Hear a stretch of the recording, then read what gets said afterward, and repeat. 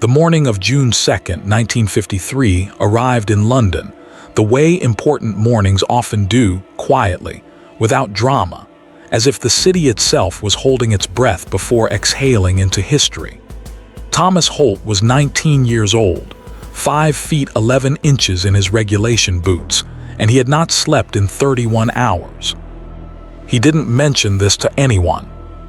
He had been awake since before the previous dawn, running through the sequence of movements his sergeant had drilled into him with the kind of repetition that turns conscious thought into muscle memory.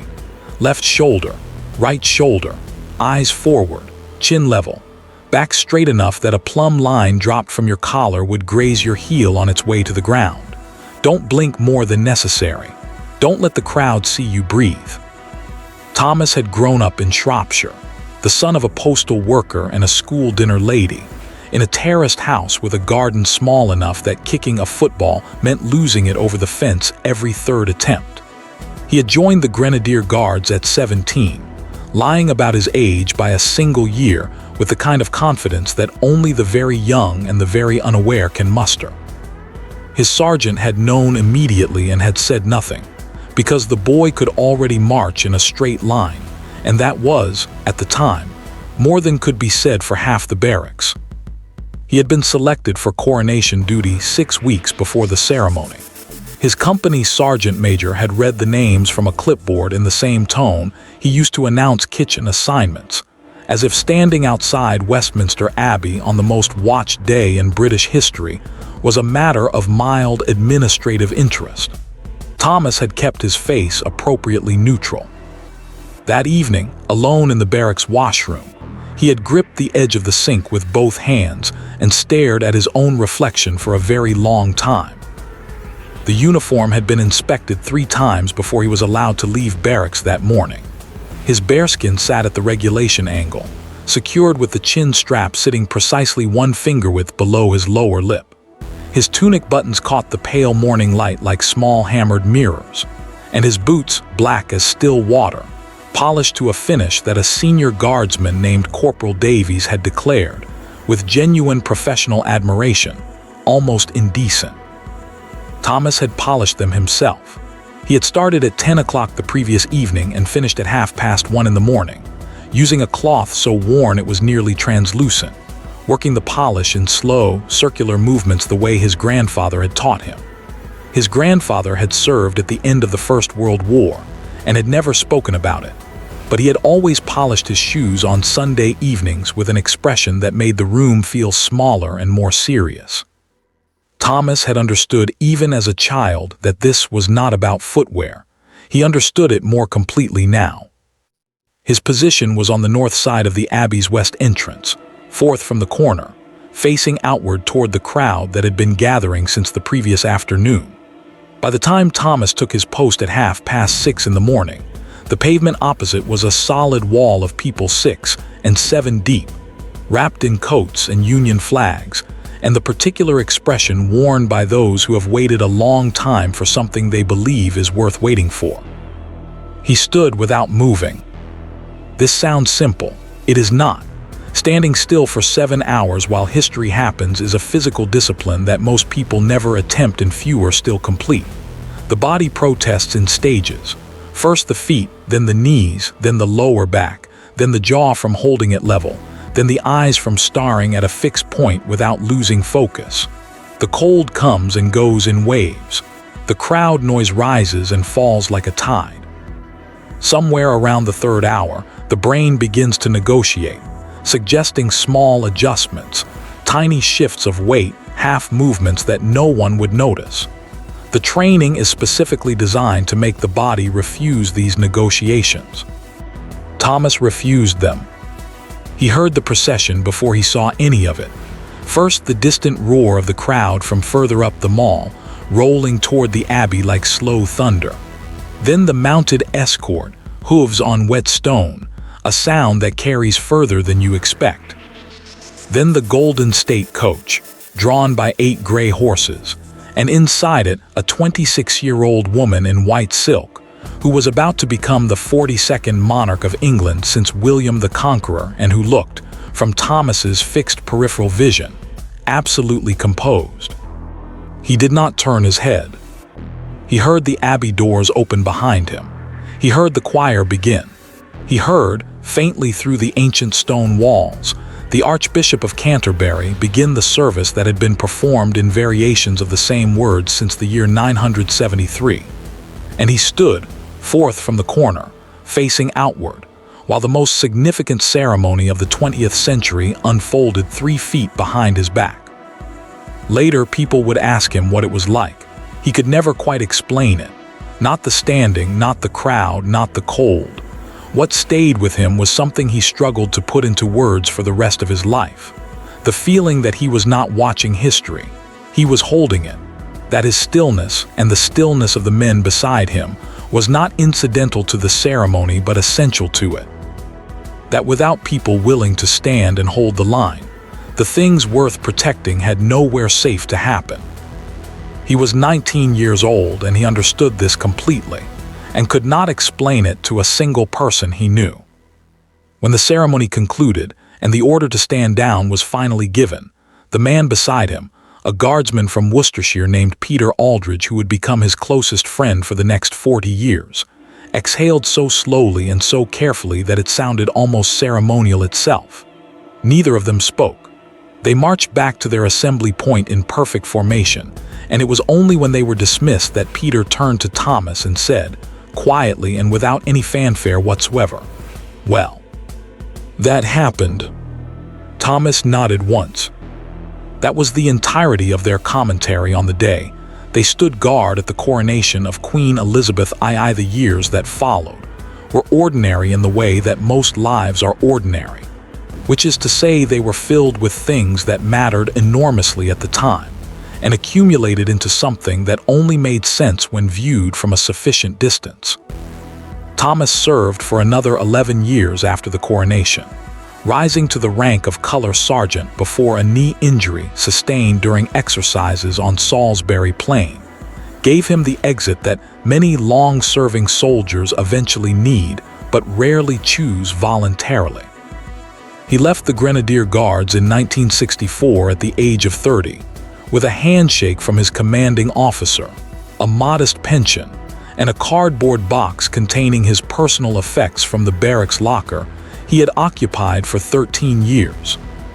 He married a woman named Margaret in 1961, a primary school teacher from Hertfordshire who had a gift for cutting through any amount of ceremony with a single direct question, and who had asked him on their 3rd date, with no preamble whatsoever, whether he intended to spend the rest of his life being impressive or whether he thought he might eventually relax. He had laughed for the first time in a long time. He had known immediately. They settled in a semi-detached house in Berkshire, close enough to Windsor that on still days in summer you could hear the castle's bell carry across the fields. They had 2 children, a son named David and a daughter named Ruth. Thomas worked for 20 years in facilities management for a hospital trust, a job that suited him because it involved keeping things in order and ensuring that the systems other people depended on continued to function without drama. He was exceptionally good at it. He was also, his family quietly noted, exceptionally consistent about his boots. Not the hospital shoes he wore to work, sensible, rubber-soled, unremarkable, but the pair he kept on the second shelf of the wardrobe in the spare room, wrapped in a cotton cloth inside a wooden box his grandfather had left him. Black as a clear night, preserved with a devotion that his children found faintly amusing, and his wife had long since stopped questioning. David asked once, when he was about 13, why his father polished shoes that never went anywhere. Thomas thought about this for a moment, the cloth moving in small circles over the toe cap with the rhythm of something practiced, until it required no thought. They might go somewhere, he said. David accepted this in the way that teenagers accept inexplicable parental behavior, which is to say, he stored it away as evidence that adults were fundamentally strange, and did not ask again. Margaret understood more than she said. She had seen him take the box out on the 2nd of June every year without exception, regardless of what else was happening.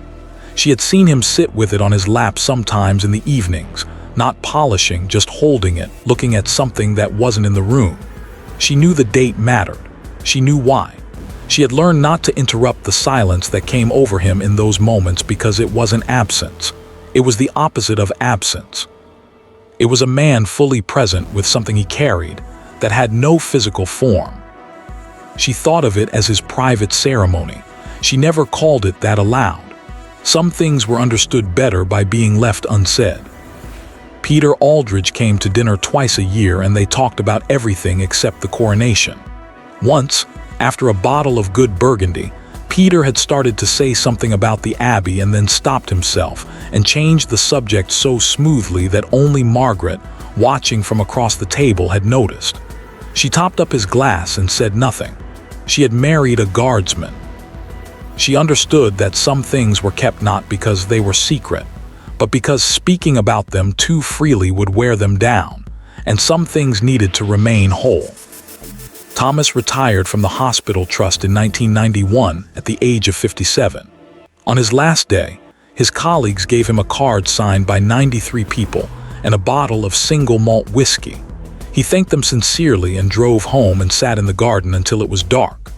Margaret brought him a cup of tea without being asked and sat beside him, and they watched the light go in companionable silence, the way people do when they have run out of need for unnecessary words.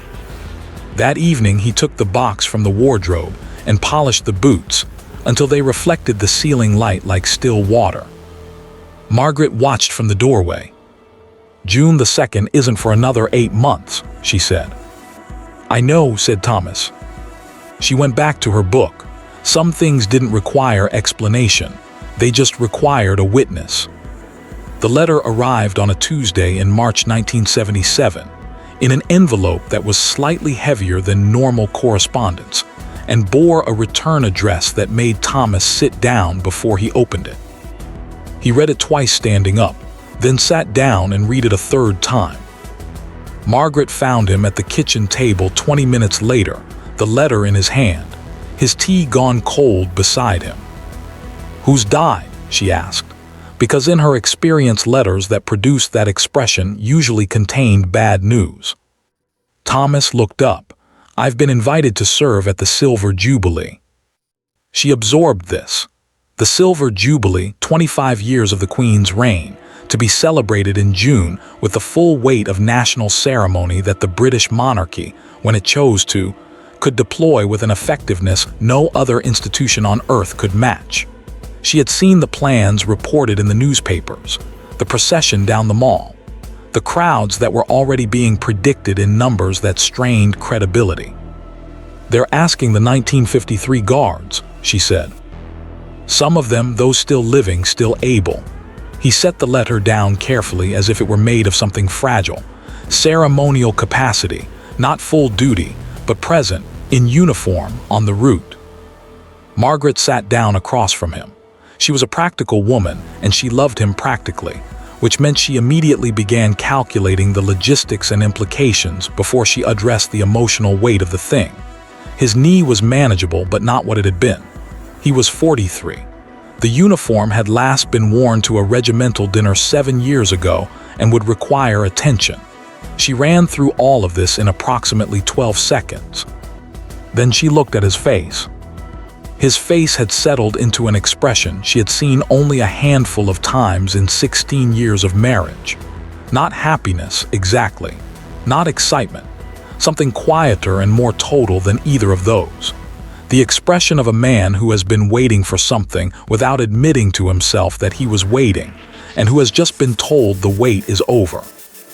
"I'll need to check the uniform," she said. He nodded, already somewhere else. She was not surprised.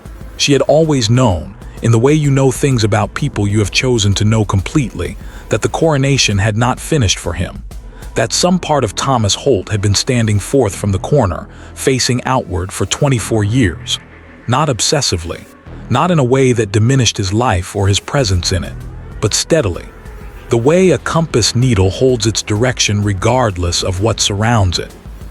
The preparation took 6 weeks. The uniform was inspected, altered at the waist and shoulders by a military tailor in Aldershot who worked without comment and charged a modest fee and clearly understood, without being told, that this was not a costume. Thomas drove to the tailor's twice, and on the second visit stood in the fitting room in full dress while the tailor made his final adjustments. And the man paused at one point with his pins and looked at Thomas in the mirror and said simply, "Grenadiers." Thomas confirmed it. The tailor nodded once and went back to his work. The boots required 4 evenings. David, now a lanky 16-year-old with strong opinions about football and a studied indifference to anything he considered ceremonial, wandered past the living room on the 3rd evening and stopped in the doorway. "Are those the boots?" he asked. He had known about them his entire life without ever fully understanding their significance. "Yes," said Thomas without looking up. David stood there for a moment, watching his father's hands move in the slow circles he had seen since childhood. Something shifted in his expression. The studied indifference didn't disappear exactly, but it moved aside to make room for something more considered. "Were you there?" he said. "At the coronation, actually there." "4th from the corner," Thomas said. "North entrance." David was quiet for a moment. "Did you see her, the Queen?" Thomas considered the question with the seriousness it deserved. "In my peripheral vision, you don't turn your head. You stood there for 7 hours and didn't turn your head." 6 hours and 53 minutes. David looked at the boots, then at his father, then back at the boots. He seemed to be recalculating something. He went to bed without saying anything else, but the next morning he came down early and asked if he could watch Thomas finish the polish. He sat at the kitchen table without speaking, and Thomas worked without performing, just doing what he had always done. And when the cloth finally came away clean and the boots sat on the table between them like 2 dark mirrors, David said quietly, "They look like they've never been worn." "That's the point," Thomas said. The 2nd of June, 1977. The mall was a river of people from end to end, a density of humanity that pressed against the crash barriers with the gentle collective insistence of a tide coming in. The bunting above them moved in a light wind off the Thames. The flags were in the hands of children sitting on their parents' shoulders. The noise was not quite sound anymore, it was weather. Thomas took his position at 20 minutes past 9 in the morning.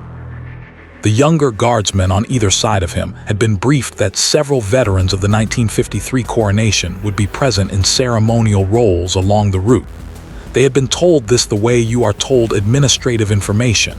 It registered and was filed, and did not produce any immediate change in behavior. Thomas was fine with this. He was not there to be remarkable. He was there because he had been asked to return to something that had not, for him, fully ended. He stood in position and felt the familiar architecture of it settle over him. The weight of the bearskin, the restriction of the tunic, the particular quality of attention that standing still in public requires, a simultaneous presence and absence, being wholly alert while giving nothing away. His knee ached in the specific way it had ached since Salisbury Plain, and he acknowledged the ache as he would acknowledge whether noted, filed, irrelevant to the task. He looked out at the crowd the way he had learned to look at things on duty, seeing everything, fixing on nothing, maintaining the focus that exists just behind the eyes rather than in front of them. At some point in the late morning, in the quieter interval before the procession reached their section of the route, the young guardsman to his immediate left spoke, not loudly, not in a way that broke formation, just a murmur calibrated precisely to carry no further than the man beside him. "Were you here before?" he said. "In 53, someone said one of you lot was here in 53. Thomas kept his eyes forward. 4th from the corner, north entrance. A brief silence. "What was it like?" the young man asked. He couldn't have been more than 20. He had the look of someone who was asking a genuine question and slightly embarrassed about the genuineness of it. Thomas considered giving a short answer. He considered giving no answer at all, which was the safer option and the more traditionally military one. But there was something in the way the question had been asked, not casual curiosity, not making conversation to pass the time, but actual wanting to know, that made him choose differently. "Stand a bit straighter," he said quietly. The young guardsman straightened almost imperceptibly. The improvement was real. "When the procession passes," Thomas said, still facing forward, "you won't be watching it. You'll be holding the space it moves through. That's the job, not the watching, the holding." Silence again. "Then, is that how you thought about it in '53? "I was 19, Thomas said. "I didn't think about it in those terms until about 10 years later, but yes, that's what it was." The young guardsman said nothing more, but Thomas, in his peripheral vision, could see that the man's shoulders had settled differently. Not rigid, not performative, grounded. The difference between someone standing to attention and someone understanding why. The procession came. Thomas heard it the same way he had heard it 24 years earlier. The distant crowd roar moving toward them like a slow wave. The horses, the wheels on the road. And then the carriages passing. The Queen in the first, older now, 49 years into a life that had not been chosen so much as accepted with a composure that the country had spent a quarter century learning to interpret. He did not turn his head.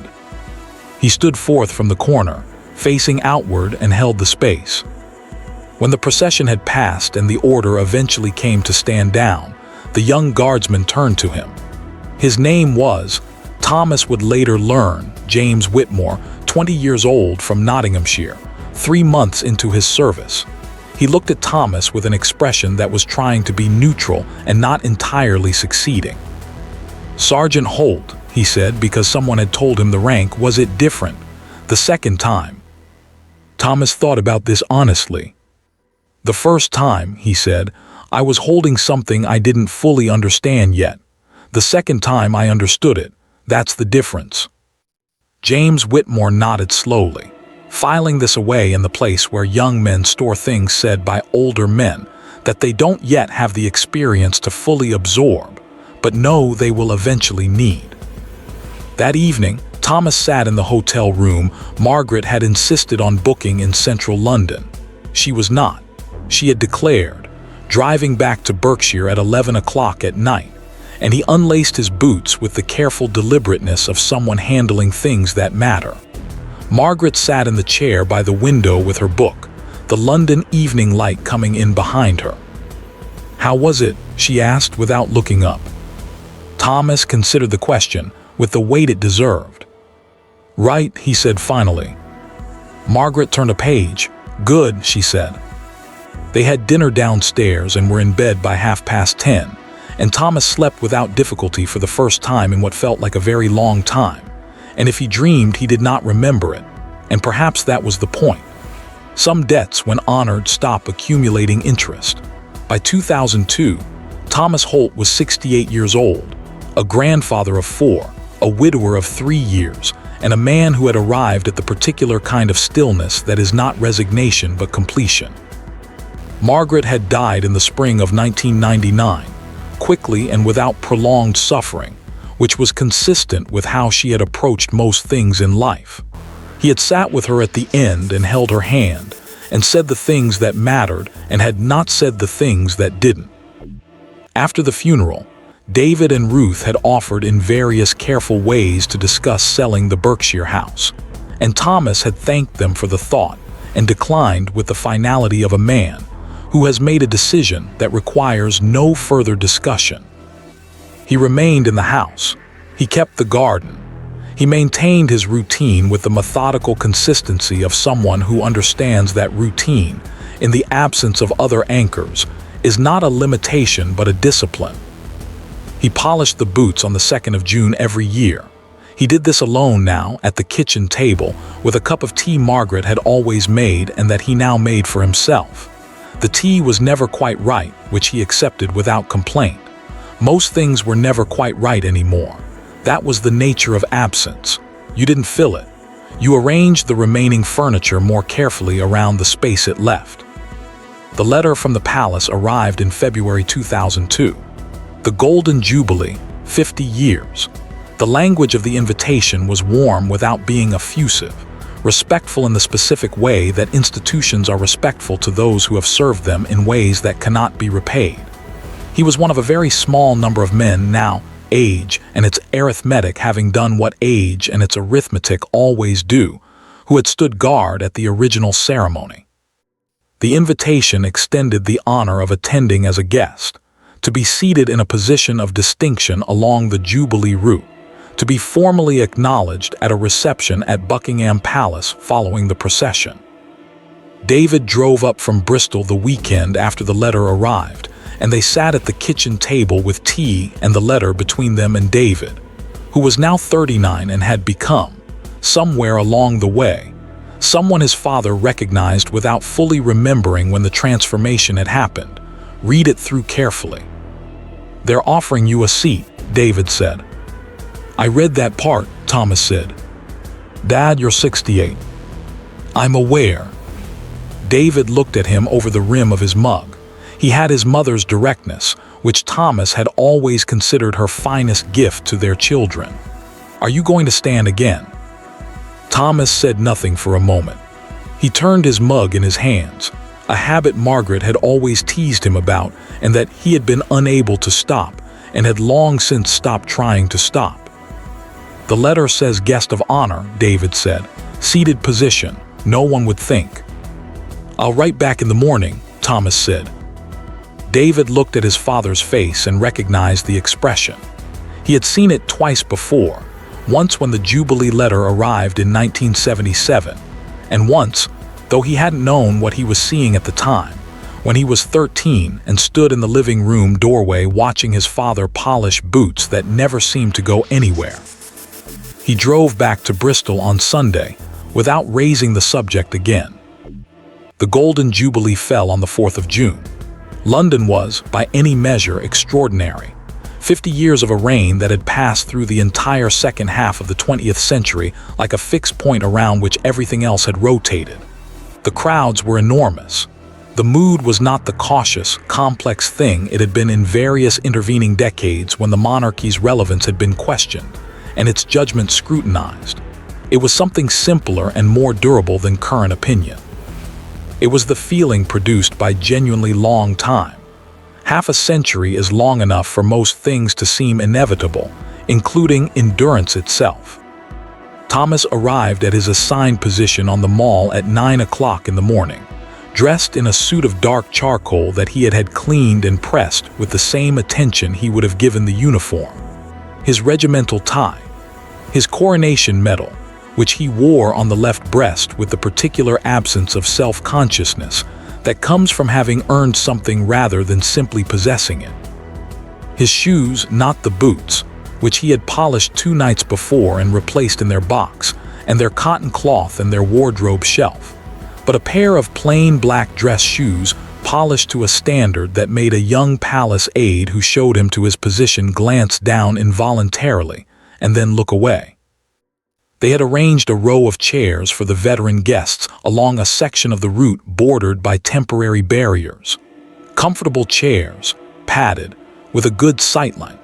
Several of Thomas's contemporaries were seated already when he arrived, men of similar vintage and bearing, most accompanied by family members who hovered with the careful attentiveness of those managing a balance between honor and practicality. Thomas thanked the aide for the chair. He did not sit down. He stood at the barrier with his hands clasped behind his back and his shoulders level, and his eyes on the route with the focused quality of attention that had never, in 49 years, fully left him. The aide hovered uncertainly for a moment, clearly uncertain whether a man of 68 years declining a provided chair constituted a protocol problem requiring escalation. Thomas noticed the uncertainty and turned to the young man with an expression that was not unfriendly, but was entirely settled. "I'm fine," he said simply. The aide retreated. David was somewhere in the crowd behind him with Ruth and the grandchildren. Thomas had made clear that the morning was his, and they were to find themselves a spot and enjoy it and meet him at the palace reception in the afternoon. David had exchanged a glance with his sister that contained an entire conversation, and then had nodded and found them a spot 40 meters further along the route. The procession was magnificent in the way that only things which have survived long enough to seem permanent can be magnificent. The bands, the mounted escort, the carriages moving at the stately pace that turns a road into a stage and a crowd into witnesses. And then the Queen in the gold state coach, 76 years old, having outlasted the century that had doubted her and several of the institutions that had surrounded her, looking out at the crowds with an expression that Thomas, watching from the barrier, with the still attention of a man who had been watching this face for half a century, read not as serenity, but as something more effortful and more admirable than serenity. She was still there. That was the message if there was one. Still there, still present, still holding. Thomas stood without moving. He did not time himself. He no longer needed to count hours or manage the body's negotiations the way he had at 19. The discipline had long since stopped being discipline and become something closer to nature. He simply stood. He held the space. He watched the procession move through it and then pass and then diminish up the mall toward the palace. When the last of the carriages had gone and the barriers began to come down and the crowd began the long, slow, happy process of dispersing, Thomas remained at the barrier for another minute. He was thinking about Margaret. He thought about her often but not painfully, the way you think about someone who has become part of your structure rather than your surface. He thought about how she had sat in the chair by the hotel window in 1977, her book open, not watching him but present. He thought about the tea that was never quite right. He thought about what she had said once, late on a Sunday evening when he had put the boot polish away and the box back on the shelf, and he had come to find her in the living room. She had looked up from whatever she was reading and said, without irony or impatience, with something that he had spent years understanding was the deepest form of regard, "You're still at your post." He had not known what to say to that at the time. He knew now. The reception at Buckingham Palace in the afternoon was warm in tone and precise in organization, with the particular combination of informality and structure that royal households deploy at their best. Thomas was introduced to several people whose names he recognized, and several he didn't. He shook hands and responded to questions with the measured brevity of a man who does not mistake being asked about himself for an invitation to monologue. At one point, a woman who managed the Coronation Archive introduced herself and told him that she had his name on the 1953 duty roster, that they were working to document the personal histories of those who had served that day, and asked whether he might be willing to share his account for the record. He said he would think about it, which was not a no. A young equerry at the reception, perhaps 22, sharp-faced, clearly going somewhere, asked Thomas what he remembered most about the coronation day. Thomas considered this carefully. 57 years was a long distance to look back across, and memory at that distance changes shape. The precise details soften. The peripheral things, the cold, the crowd noise, the specific angle of light, remain with strange clarity. And some things remain with perfect, unchanging precision, exactly as they were, the way load-bearing things must. "Standing still," he said finally, while something important moved past me. The equerry nodded politely, not quite understanding, which was fine. Thomas had not said it for understanding. He had said it because it was accurate. That evening, David drove him back to Berkshire. Ruth had taken the grandchildren home by train, and the car was quiet, and the summer evening light was long and gold across the fields. David drove without music, which Thomas noticed and appreciated. Outside the house, before they got out of the car, David turned to him. "Mum would have liked today," he said. Thomas looked at the house for a moment, at the light in the front room that he had left on so it wouldn't be dark when he returned. "She knew about today," he said. "She always knew." David nodded slowly.